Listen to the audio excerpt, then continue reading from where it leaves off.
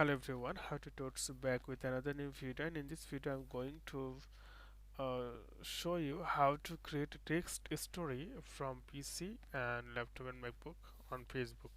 So here you can see this is the Facebook homepage. So what you need to do, you need to click here, create a story. Then you will see two options: create a photo story and create a text story. So if you want to upload any photos or videos, then you can choose here, and I'm just going to click here, create a text story. Then you can type anything. How are you, friend?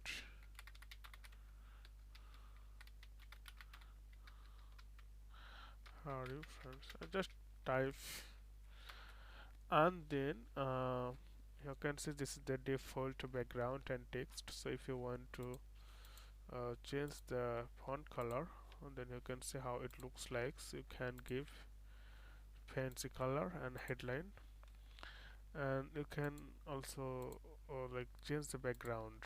Like, okay, you'll think that which background will be fit.